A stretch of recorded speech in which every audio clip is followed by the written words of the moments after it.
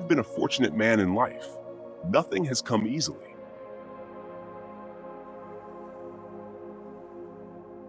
One day, in retrospect, the years of struggle will strike you as the most beautiful.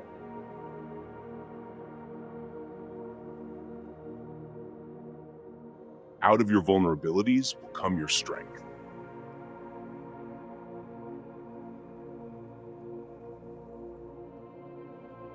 Words have a magical power. They can either bring the greatest happiness or the deepest despair.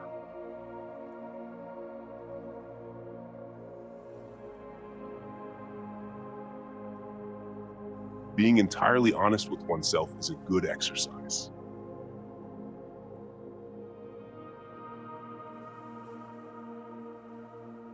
Unexpressed emotions will never die. They are buried alive and will come forth later in uglier ways.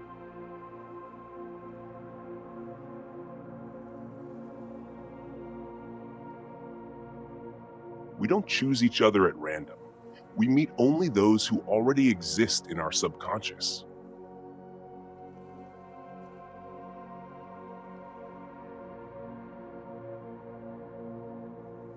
The only person with whom you have to compare ourselves is that you in the past, and the only person better you should be. This is who you are now.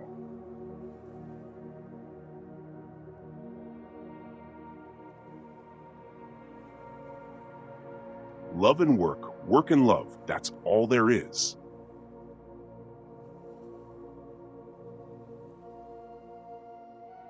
Love is a state of temporary psychosis.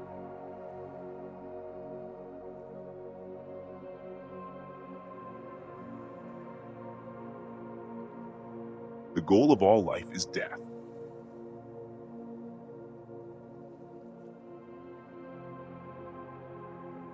Most people do not really want freedom because freedom involves responsibility, and most people are frightened of responsibility.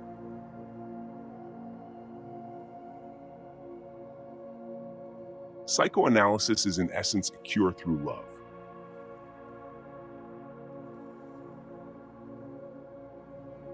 Dreams are the royal road to the unconscious.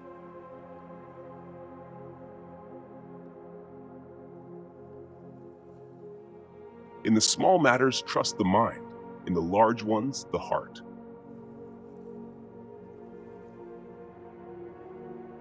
Love and work are the cornerstones of our humanness.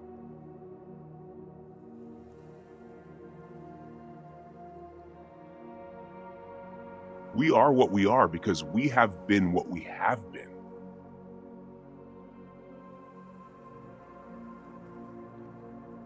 Maturity is the ability to postpone gratification.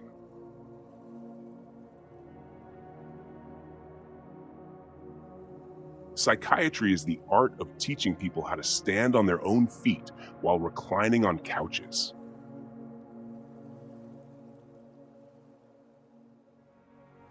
Without love, we fall ill.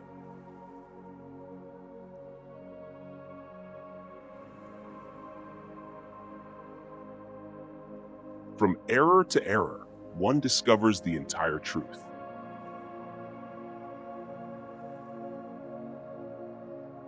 The mind is like an iceberg.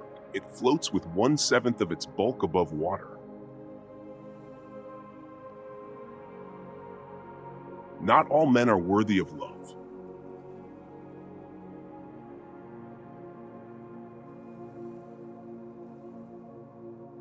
The voice of reason is small but very persistent.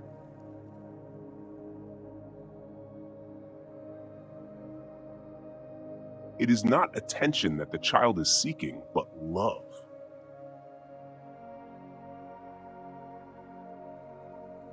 How bold one gets when one is sure of being loved.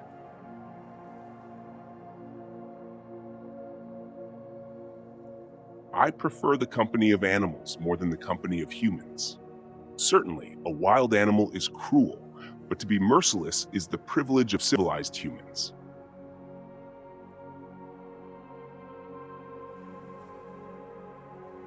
The paranoid is never entirely mistaken.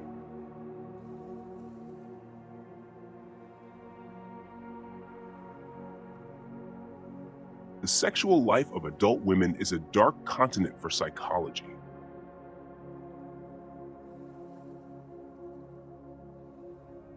All family life is organized around the most damaged person in it.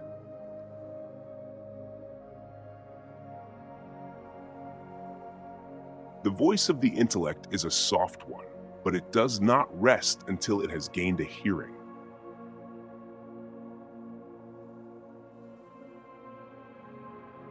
The only shame in masturbation is the shame of not doing it well.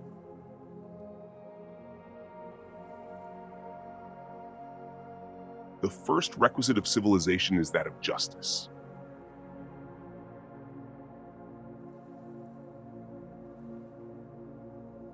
A strong egoism is a protection.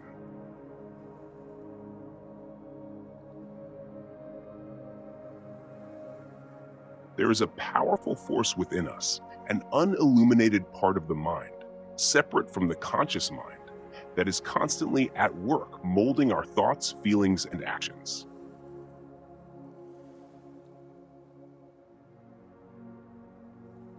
If you can't do it, give up.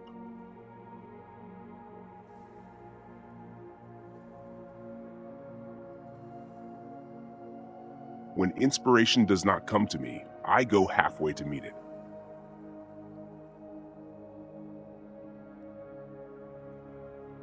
The madman is a dreamer awake.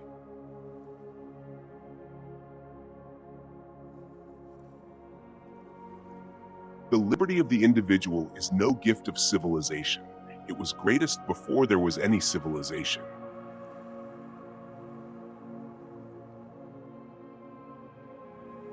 If you want your wife to listen to you, then talk to another woman. She will be all ears.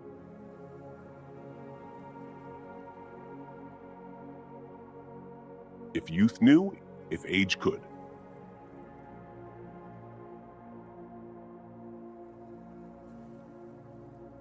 Poets are masters of us ordinary men in knowledge of the mind, because they drink at streams which we have not yet made accessible to science.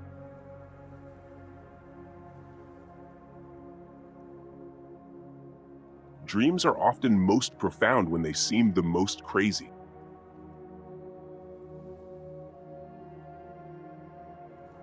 History is just new people making old mistakes.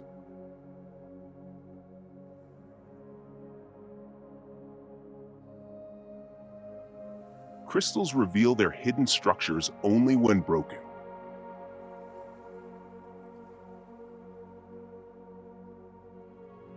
The ego is not master in its own house.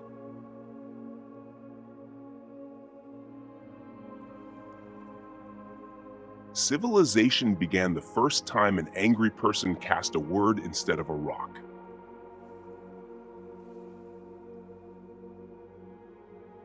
To be completely honest with oneself is the very best effort a human being can make.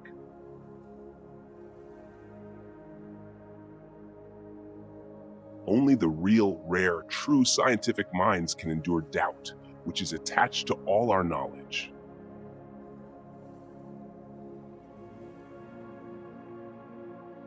The dream is the liberation of the spirit from the pressure of external nature, a detachment of the soul from the fetters of matter.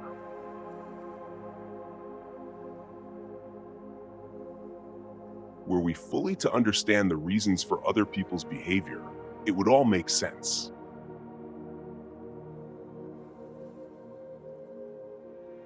The poor ego has a still harder time of it.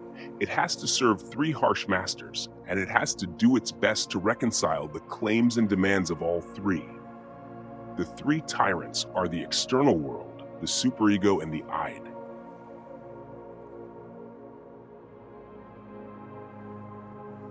Dreams are constructed from the residue of yesterday.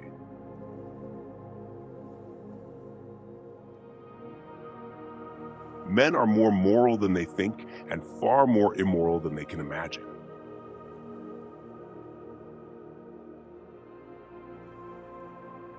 A A civilization which leaves so large a number of its participants unsatisfied and drives them into revolt neither has nor deserves the prospect of a lasting existence.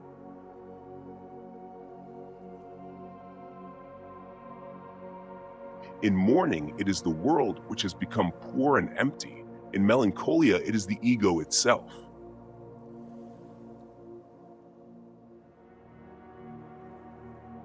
The conscious mind may be compared to a fountain playing in the sun and falling back into the great subterranean pool of subconscious from which it rises.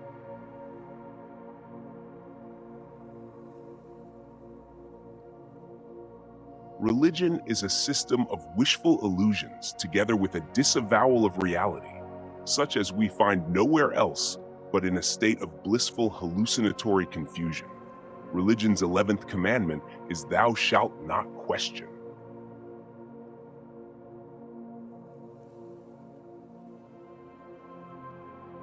No one who, like me, conjures up the most evil of those half-tamed demons that inhabit the human breast and seeks to wrestle with them can expect to come through the struggle unscathed.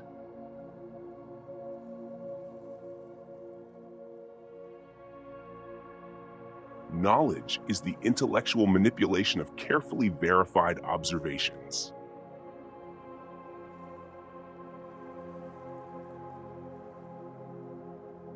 Where such men love, they have no desire, and where they desire, they cannot love.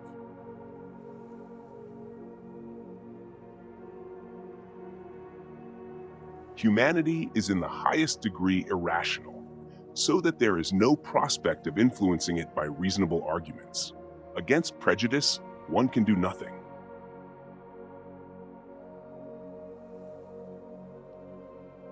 The pleasure of satisfying a savage instinct, undomesticated by the ego, is incomparably much more intense than the one of satisfying a tamed instinct. The reason is becoming the enemy that prevents us from a lot of possibilities of pleasure.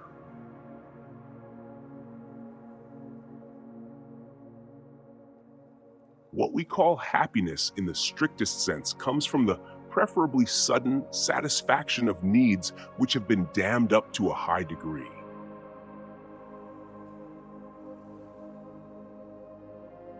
When we attempt to imagine death, we perceive ourselves as spectators.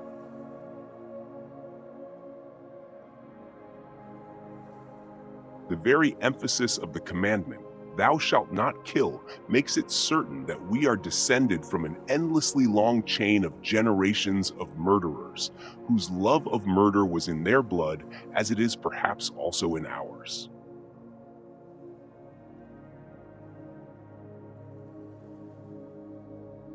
The aim of psychoanalysis is to relieve people of their neurotic unhappiness so that they can be normally unhappy.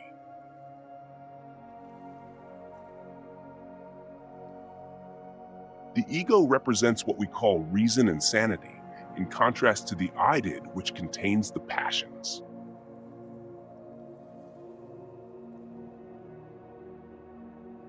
The different religions have never overlooked the part played by the sense of guilt in civilization. What is more, they come forward with a claim to save mankind from this sense of guilt, which they call sin.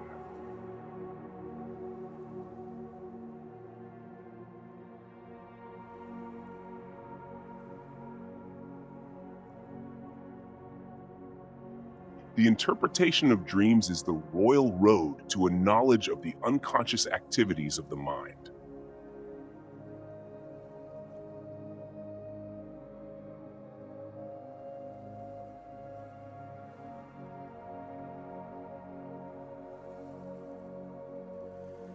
The more perfect a person is on the outside, the more demons they have on the inside.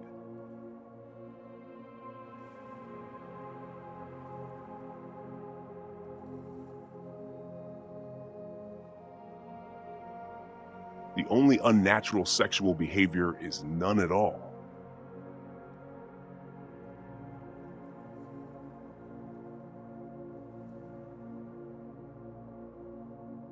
Only a good-for-nothing is not interested in his past.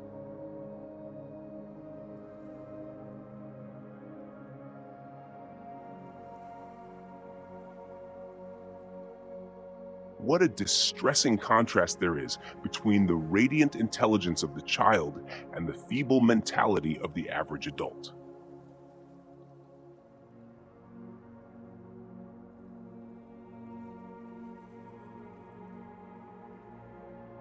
The great question that has never been answered, and which I have not yet been able to answer despite my 30 years of research into the feminine soul, is what does a woman want?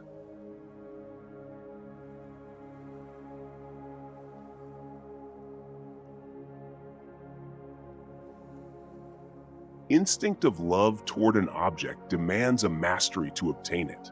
And if a person feels they can't control the object or feel threatened by it, they act negatively toward it.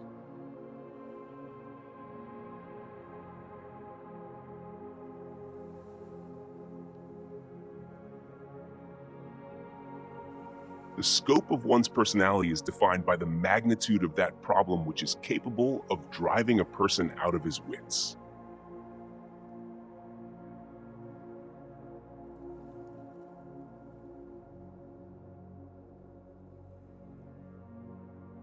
Sexuality is the key to the problem of the psychoneuroses and of the neuroses in general.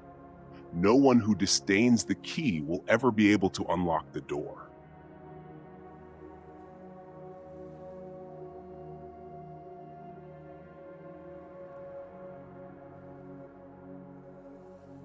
Illusions commend themselves to us because they save us pain and allow us to enjoy pleasure instead. We must therefore accept it without complaint when they sometimes collide with a bit of reality against which they are dashed to pieces.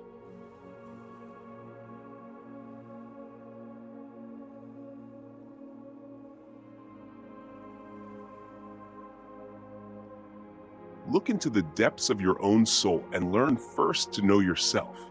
Then you will understand why this illness was bound to come upon you, and perhaps you will thenceforth avoid falling ill.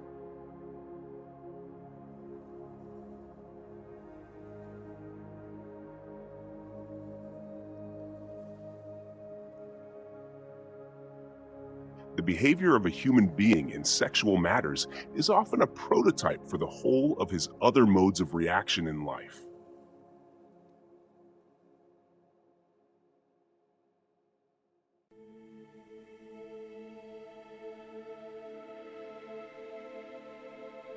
When a man is freed of religion, he has a better chance to live a normal and wholesome life.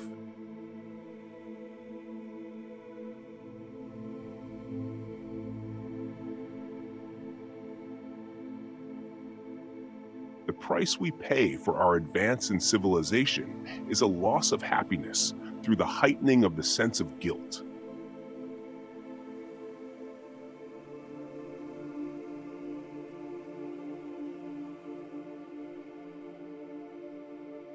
If you want to endure life, prepare yourself for death.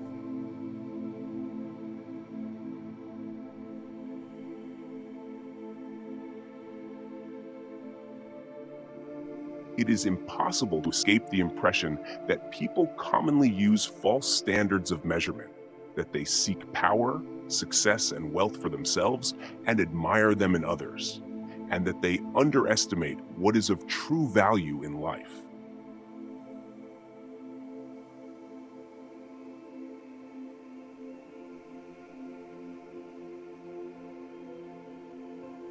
Creativity is an attempt to resolve a conflict generated by unexpressed biological impulses, such that unfulfilled desires are the driving force of the imagination, and they fuel our dreams and daydreams.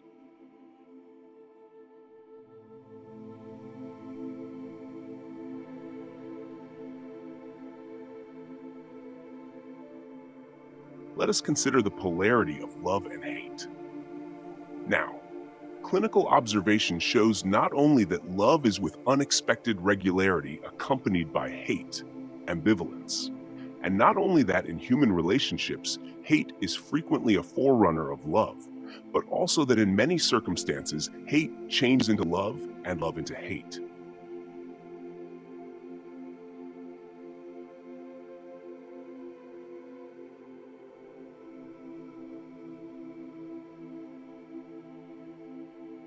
When someone abuses me, I can defend myself, but against praise, I am defenseless.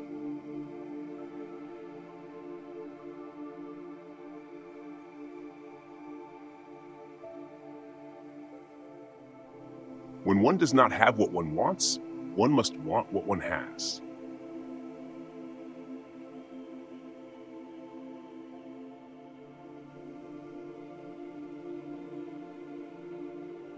Men are strong so long as they represent a strong idea. They become powerless when they oppose it.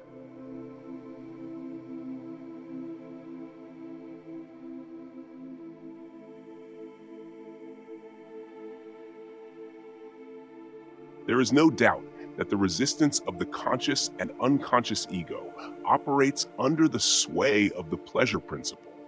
It seeks to avoid the unpleasure which would be produced by the liberation of the repressed.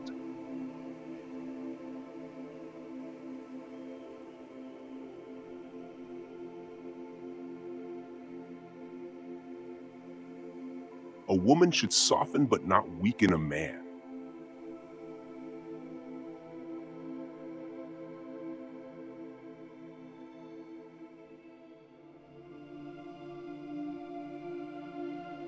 Just as no one can be forced into belief, so no one can be forced into unbelief.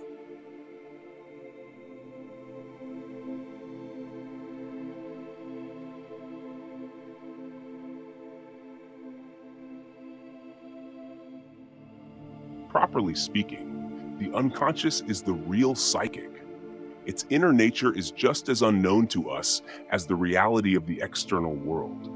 And it is just as imperfectly reported to us through the data of consciousness as is the external world through the indications of our sensory organs.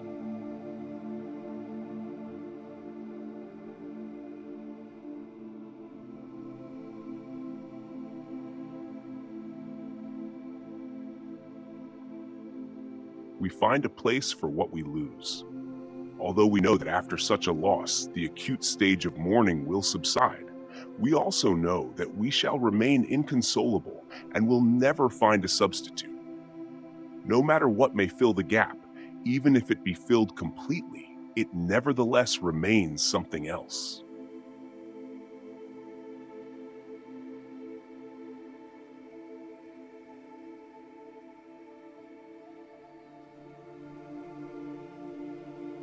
Indeed, the great Leonardo da Vinci remained like a child for the whole of his life in more than one way.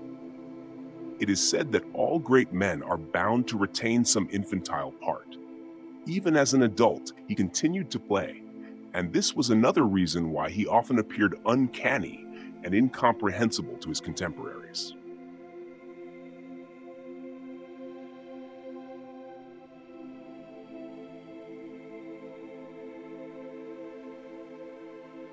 When we share, that is poetry in the prose of life.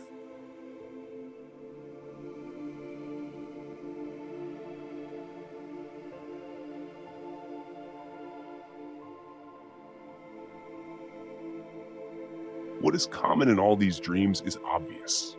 They completely satisfy wishes excited during the day, which remain unrealized. They are simply and undisguisedly realizations of wishes.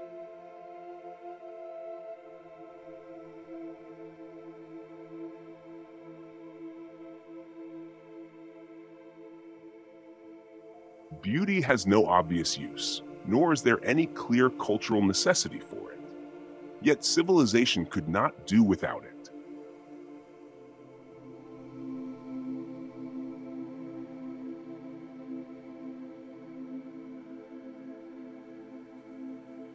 Conservatism, however, is too often a welcome excuse for lazy minds loath to adapt themselves to fast-changing conditions.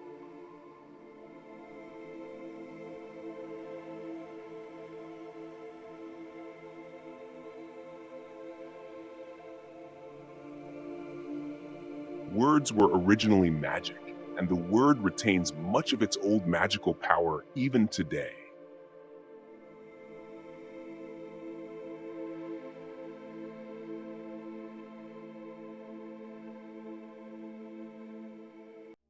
Religion is an attempt to get control over the sensory world in which we are placed by means of the wish world which we have developed inside us as a result of biological and psychological necessities.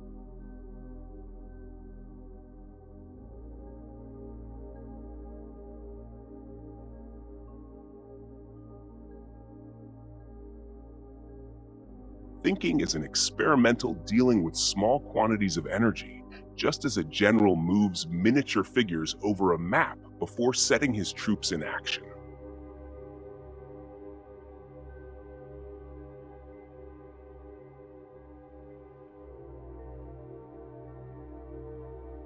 Civilized people have exchanged some part of their chances of happiness for a measure of security.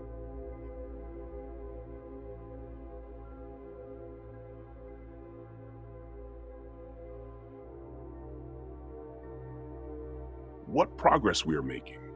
In the Middle Ages, they would have burned me. Now they are content with burning my books.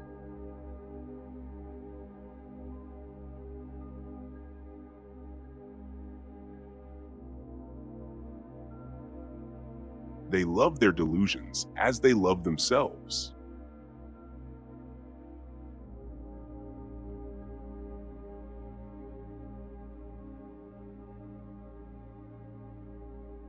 But the less a man knows about the past and the present, the more insecure must prove to be his judgment of the future.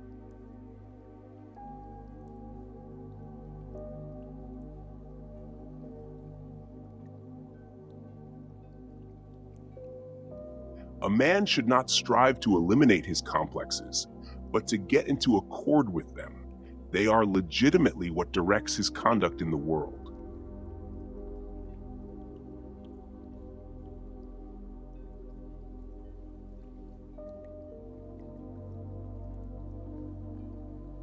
One must learn to give up momentary, uncertain, and destructive pleasure for delayed, restrained, but dependable pleasure.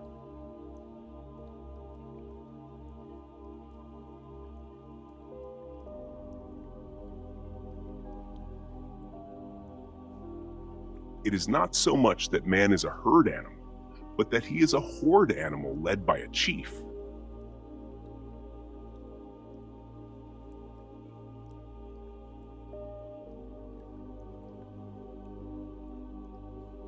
The great majority of people have a strong need for authority, which they can admire, to which they can submit, and which dominates and sometimes even ill-treats them.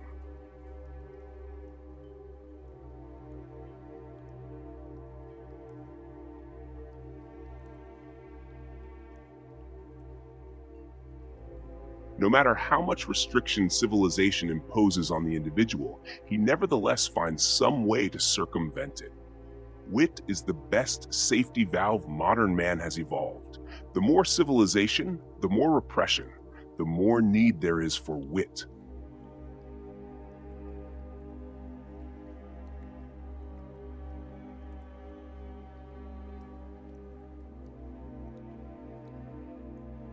Just as a cautious businessman avoids investing all his capital in one concern, so wisdom would probably admonish us also not to anticipate all our happiness from one quarter alone.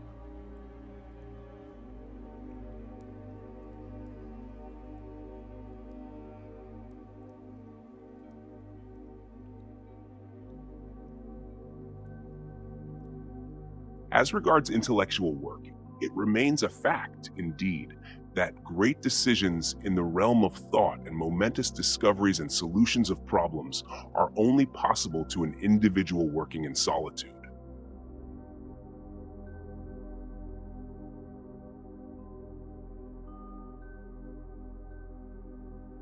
No one who shares a delusion ever recognizes it as such.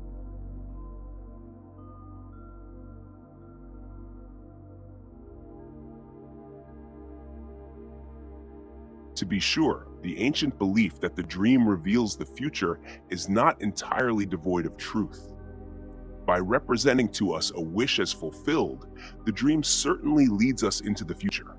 But this future, taken by the dreamer as present, has been formed into the likeness of that past by the indestructible wish.